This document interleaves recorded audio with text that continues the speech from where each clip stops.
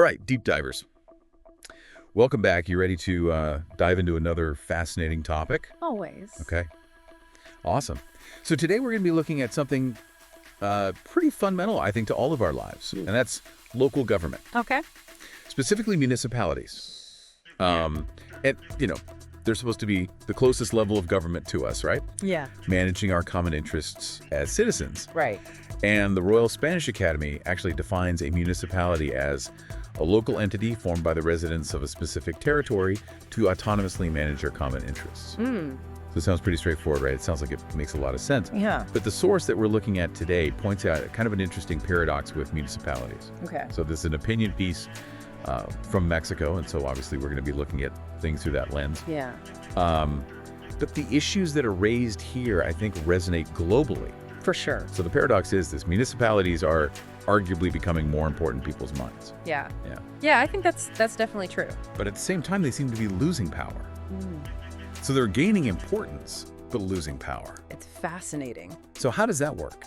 How do municipalities become powerless figureheads? And if they're where our needs should be met most directly as citizens, Yeah. why are they shrinking in power? Yeah. It's a really good question. So to start unpacking this, I think it's useful to look back at a particular point in history in Mexico, and that is 1994. Okay. The source highlights the constitutional reform of that year, which was intended to grant municipalities more autonomy. Right. So was this a genuine turning point or just a fleeting moment of hope?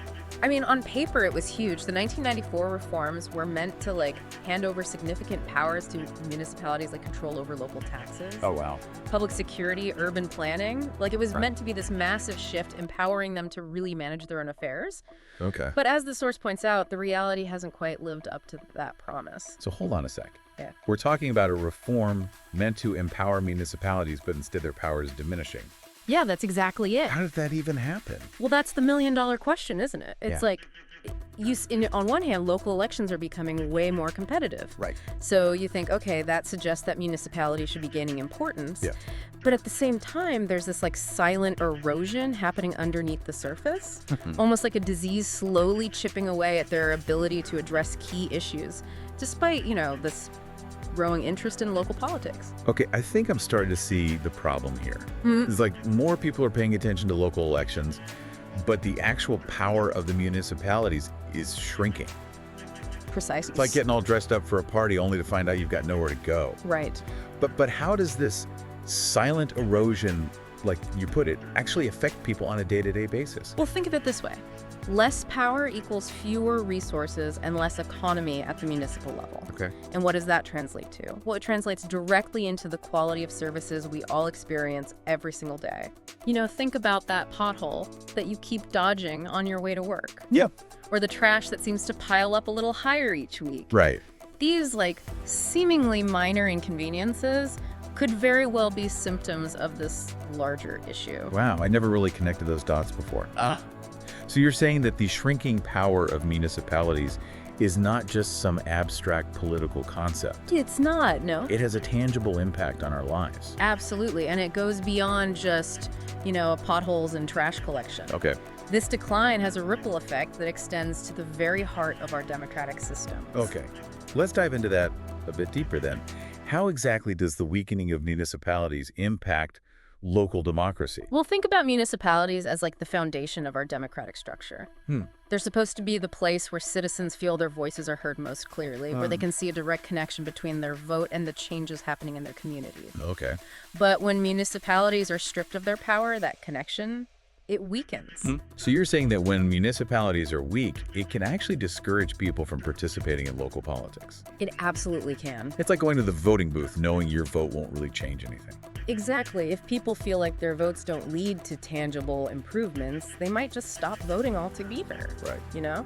In Mexico, for example, voter turnout in local elections is still relatively low. It hovers around 60%. And this can lead to a dangerous cycle. Weak municipalities lead to disillusioned citizens who then disengage from the political process, further weakening those very institutions. That's a pretty scary thought. It is. And it makes me think, is it fair to blame higher levels of government, like the federal or state level, for the decline of municipalities? Shouldn't municipalities also take some responsibility for their own shortcomings? It's a great question, and it's tempting to point fingers, right? Yeah. But the issue is way more complex than just assigning blame. While higher levels of government undoubtedly play a role, we can't overlook the internal challenges that municipalities face as well. So we've established that municipalities are shrinking in power despite growing public interest. Right. And this decline has a tangible impact on our lives, from the quality of services to the health of our democracy itself. Absolutely. It's a complex issue with no easy answers, and it raises a lot of questions about how we move forward. It does. So where do we go from here? How do we tackle this issue of shrinking municipalities? Well, it starts with understanding that we're not powerless in this situation. Okay. We have more power than we think, and that power begins with being informed. All right, so how do we become informed? Where do we find this information about our municipalities? That's a great question. And luckily, more and more municipalities are actually embracing transparency Okay. and using technology to connect with residents. Okay. Many have their own websites, social media pages, or even newsletters where they share information about their responsibilities, projects, and even budget allocations. So step one is basically doing a bit of municipal research, right? Finding out what your local government is actually up to. That's a great way to put it. But then what? Knowing is one thing, but how do we actually make a difference? Well, that's where the rubber meets the road. Once you have a grasp of what your municipality does, the next level is active participation. And one of the most direct ways to do that is by attending town council meetings. I'll admit the thought of going to a town council meeting sounds a bit intimidating. Yeah. It's all those serious faces and official procedures. Yeah. What would you say to someone who's never been to one before? I get it. It can seem daunting, but trust me, it's more approachable than you might think. These meetings are usually open to the public, Okay. and they offer a fantastic platform to engage directly with your elected officials. You can observe how decisions are made, voice your concerns, ask questions, and even suggest solutions. So it's not just about sitting there and complaining, No. but actually trying to be part of the solution. Exactly. It's about being a constructive voice in your community. And remember, you don't need a law degree to participate. Right. Your lived experience as a resident holds immense value. Okay. You know, your neighborhood, your street, your daily challenges better than anyone. That's a really good point. What if someone is passionate about an issue that's not even on the town council's agenda yet? Let's say they're concerned about the lack of green spaces in their neighborhood. What can they do? Well, that's where community organizing and advocacy become incredibly powerful tools. Okay. You can join or even start a local group dedicated to that specific issue.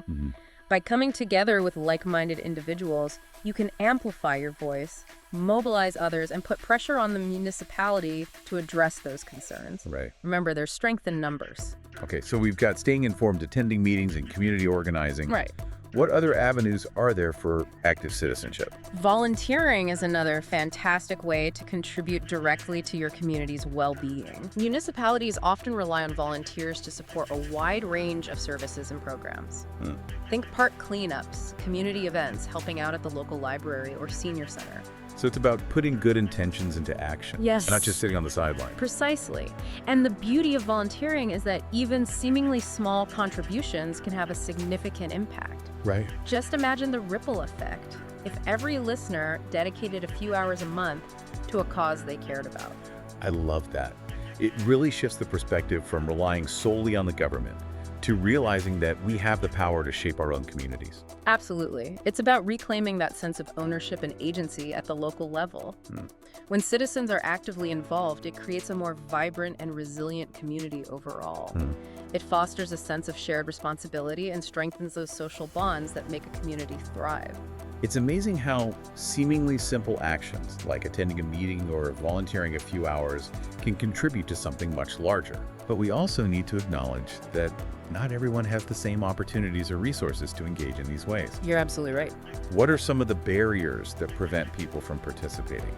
And how can we address them? Participation is not always equitable, and you're right to point that out. Yeah. Factors like work schedules, childcare responsibilities, language barriers, or even a lack of trust in government can create significant obstacles for many people. Right. So it's crucial to acknowledge those barriers and actively work towards dismantling them. So how do we make civic participation more inclusive and accessible for everyone. Seems like a huge challenge. Well, municipalities themselves can play a key role in this, Oh, yeah. offering flexible meeting times, providing childcare services during public events, translating materials into multiple languages, Right. and actively reaching out to underrepresented communities are all crucial steps in the right direction.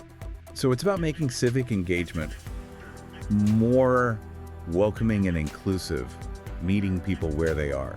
Absolutely. It's about removing those barriers and creating a space where everyone feels empowered to participate, Right. regardless of their background or circumstances. A truly vibrant and resilient municipality is one that embraces diversity and empowers all its residents to contribute. This is such an important point. We can't talk about strengthening municipalities without ensuring that everyone has a voice in the process. Couldn't agree more. I'm also curious about the role of technology in all of this. How can technology be used to enhance citizen engagement and make municipalities more responsive? That's a great question. Technology can be a double-edged sword, but when used thoughtfully, it can be an incredibly powerful tool for civic engagement. Okay. Think about online platforms that facilitate communication between residents and elected officials, or provide easy access to information about local services and initiatives. So using technology to bridge that gap between citizens and their local government. Exactly. Imagine being able to report a pothole or a broken streetlight through an app on your phone and track its progress until it's fixed. Wow. Or having access to a real-time dashboard that shows you how your municipality is allocating its budget and what projects are in the works. Those are some great examples. Yeah, it makes the whole process more transparent and accessible, even for those who might not be able to attend meetings in person. Precisely. It empowers citizens to hold their elected officials accountable and be more informed about what's happening in their communities. But we can't forget the human element. Right. Technology is a tool, not a replacement for face-to-face interactions and community building. So it's about finding that balance between leveraging technology and preserving those human connections that are so vital to a thriving democracy. Exactly. It's about using technology to enhance those connections, not replace them. This has been an incredibly insightful discussion. We've explored a wide range of ways citizens can contribute to strengthening their municipalities, from staying informed and attending meetings to advocating for issues they care about and volunteering their time and skills. We've also talked about the importance of addressing barriers to participation and using technology thoughtfully to enhance civic engagement. Absolutely. It's clear that revitalizing municipalities requires a multifaceted approach. Yeah. But at its core, it's about reclaiming that sense of ownership and responsibility for the well-being of our communities. I think that's a perfect way to put it. You know, it's inspiring to think about what's possible when people come together with a shared purpose. And speaking of inspiration, you mentioned some examples of communities that are successfully revitalizing their municipalities. I'd love to hear more about them. Oh, yeah, absolutely. It's one thing to talk about solutions in theory, Right. but seeing them in action is incredibly motivating. Okay, so let's get into some real-world examples of communities that are getting this right. Let's do it. So there's this incredible example of Medellin, Colombia. For decades, they were grappling with poverty, violence, and inequality. Yeah, I've heard about this. But through innovative urban planning, community engagement initiatives, and investments in public transportation and education, they've transformed their city in remarkable ways. So they basically took a ground-up approach, focusing on the people first. Exactly. They realized that true change couldn't just be dictated from the top down. Right. It required the active participation of the residents. Okay. They implemented strategies to empower citizens and build a more inclusive city, and the impact is undeniable. Medellin saw a dramatic reduction in its homicide rate. We're talking a drop from 170 homicides per 100,000 people in 1991 to just 20 per 100,000 in 2019. Wow, that's a staggering improvement. Yeah. Talk about a testament to the power of community-driven change. It really is. Do you have any other examples of communities taking charge like this? Oh, absolutely. Yeah. Take the case of Fogo Island off the coast of Newfoundland, Canada. They were facing economic hardship and a shrinking population. Instead of accepting their fate, the residents formed a community development corporation and invested in projects that celebrated their unique culture. They developed artist residencies, hiking trails, and even built a stunning architectural masterpiece of a hotel that attracts tourists from around the world. So they turned their challenges into opportunities, leveraging their strengths to create a sustainable future. Yeah. It's like flipping the script on what's possible. Precisely. They recognized that their remote location and unique culture were assets, not liabilities. And they harnessed those assets to create a thriving economy and a vibrant community that's now attracting young people back to the island. It's truly inspiring. These stories are so hopeful. It seems like the common thread is community involvement. But how do we take these grand ideas and apply them to our own communities? I mean, not every town can build a fancy hotel or completely revamp their public transportation system. That's the key question, isn't it? There's no one-size-fits-all solution. Right. What worked in Medellin or Fogo Island might not be directly transferable to every community, but the principles are universal. Okay. Start by asking, what makes our community unique? What are our strengths? What challenges do we need to address? So it's about taking a step back and really understanding our own context before jumping into solutions. Exactly. Once you have a clear picture of your community's unique situation, you can start brainstorming ideas. Look for inspiration from other communities, but don't be afraid to experiment and adapt those ideas to fit your specific needs. So it's about being creative, resourceful, and most importantly, collaborative. You got it. And remember, change doesn't happen overnight. It takes time, sustained effort, and a strong belief in the power of collective action. This has been an incredible deep dive. We've explored the challenges facing municipalities, the impact on our daily lives, and most importantly, the ways we can make a difference. It's easy to feel overwhelmed by the complexity of these issues, but you've given me a renewed sense of hope. I feel it too. It's a reminder that we're not just passive bystanders. We have the power to shape the future of our communities. And on that note, we want to hear from you. What are the issues that matter most in your municipality? What steps are you taking to make a difference? Share your thoughts and experiences on social media using the hashtag #DeepDiveLocalAction. Let's keep this conversation going. Until next time, keep learning, keep questioning, and keep diving deep. Yeah, so, it's one thing to talk about these abstract solutions, Right. but seeing them in action is a whole other thing. Yeah, for sure. And so I think that's why it's so important to look at examples of places where communities have actually revitalized their municipalities. Okay, so what are some examples of that? Like, what are some places that are getting this right? Well, there's this incredible example of Medellin, Colombia. For decades, they were grappling with poverty, violence, and inequality. I've heard about this place. Yeah, so, they decided to take this completely different approach. And through innovative urban planning, community engagement initiatives, investments in public transportation and education, they completely transformed their city. So they basically took a ground-up approach focusing on people first. Exactly. They realized that you can't just dictate change from the top down. It requires the active participation of the people who live there. So they really focused on empowering the citizens and building a more inclusive city. And the impact is undeniable. Yeah, what kind of impact are we talking about? What are the results? Well, Medellin saw a dramatic reduction in its homicide rate. We're talking about a drop from 170 homicides per 100,000 people in 1991 to just 20 per 100,000 in 2019. Wow, that's a huge improvement. Talk about a testament to the power of community-driven change. It really is. Do you have any other examples of communities taking charge like this? Absolutely. Take the case of Fogo Island off the coast of Newfoundland, Canada. They were facing some pretty dire circumstances, economic hardship, a shrinking population. But they didn't give up. They actually formed a community development corporation and started investing in projects that celebrated their unique culture. Oh. They developed artist residencies, hiking trails, even built this stunning architectural masterpiece of a hotel. And now it attracts tourists from all over the world. So they basically took their challenges and turned them into opportunities. Exactly. They recognized that their remote location and their unique culture, those were assets, not liabilities.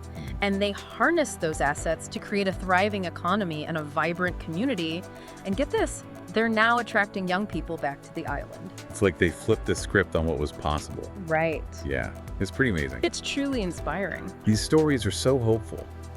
It seems like the common thread here is community involvement. But how do we take these grand ideas and apply them to our own communities?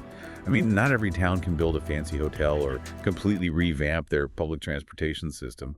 That's a really good point. And you're right, there's no one-size-fits-all solution. What worked in Medellin or Fogo Island might not work everywhere. Yeah. But the principles are universal.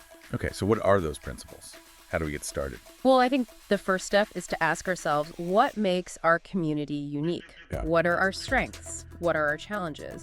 Once you have a clear picture of your community's unique situation, you can start brainstorming ideas and solutions. So it's about taking a step back, understanding our own context before we jump into solutions. Exactly. Look for inspiration from other communities, but don't be afraid to experiment. Right. Adapt those ideas to fit your specific needs. So it's about being creative, resourceful, and most importantly, collaborative. You got it. And remember, change doesn't happen overnight. It takes time, sustained effort, and a strong belief in the power of collective action. This has been a really great deep dive. We've explored the challenges facing municipalities, the impact they have on our daily lives, and most importantly, how we can all be part of the solution. It's easy to feel overwhelmed by the complexity of these issues, Yeah, it can be. but I think you've given me a renewed sense of hope. Me too. It's a good reminder that we're not just passive bystanders. We have the power to shape the future of our communities. Absolutely. And on that note, we want to hear from you and to you. What are the issues that matter most in your municipality? What steps are you taking to make a difference? Share your thoughts and experiences with us on social media using the hashtag #DeepDiveLocalAction. Let's keep this conversation going. And that's it for today. Until next time, keep learning, keep questioning, and keep diving deep.